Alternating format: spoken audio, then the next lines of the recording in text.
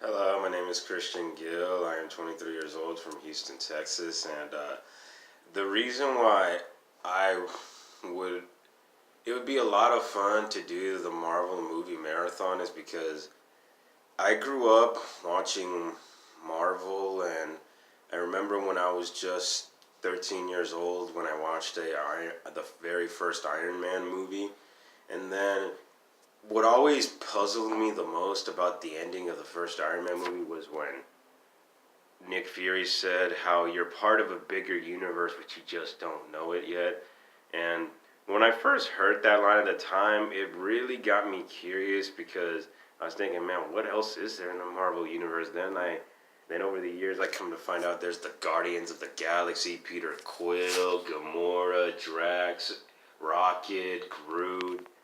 and then there's Yondu, and then there's Peter's dad, Ego, and Ant, and all the other various characters, and it was so fun to find that to figure, to experience all of it and like how they were gonna adapt characters like Ant-Man, Spider-Man, Black Panther, Winter Soldier, Falcon, Hawkeye, Scarlet Witch, Vision, and still a little sad about Quicksilver's death, but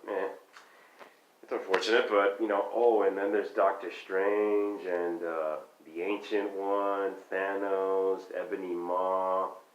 and Obsidian Fury, Proxima Midnight, and get that one character. I know it's her husband in the movie and all that because in Infinity War they didn't really they didn't necessarily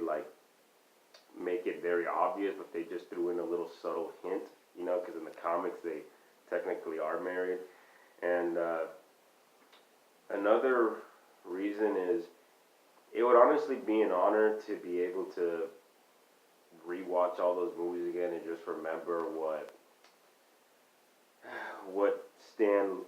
Lee had created. Because when I heard about his passing a few months ago, I'll be honest, I made myself go watch the first Infinity War trailer, and I stayed very quiet and just kept hearing the part of the trailer in the beginning where it says there was an idea really struck me to my core because you know everything that we've seen with Marvel started with an idea, and to know that a man like Stan Lee, who helped create arguably one of the greatest films of all time, honestly, it was a privilege, to be able to be among those who got the chance to see it and witness it, and to be able to give my own opinions on it. It would just, it would be an honor of mine to one day be in a Marvel movie myself, as I am an up and coming actor, and so yeah, that's like, oh yeah, what else do I know about the Marvel universe? Let's see. If I had to describe the order in which each movie came out, it was Iron Man, The Incredible Hulk, Iron Man 2, Thor,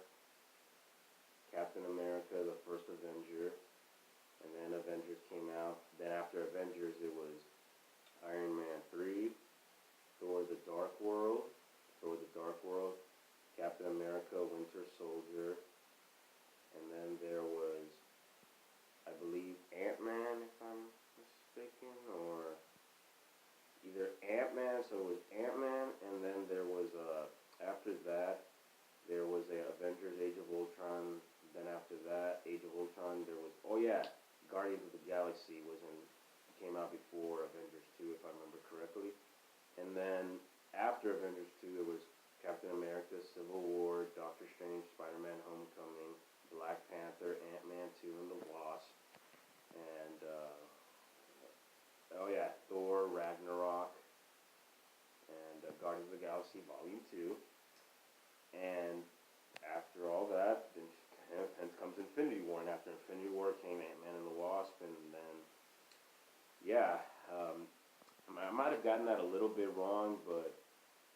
when it comes to Marvel, one of my favorite Marvel characters, honestly, after watching Infinity War, I really enjoyed how they portrayed Thanos because it was almost like he genuinely believed he was doing the right thing, and like they even go so far as to give Tony Stark respect even after, you know, because it's kind of crazy to think that before Thor got the axe,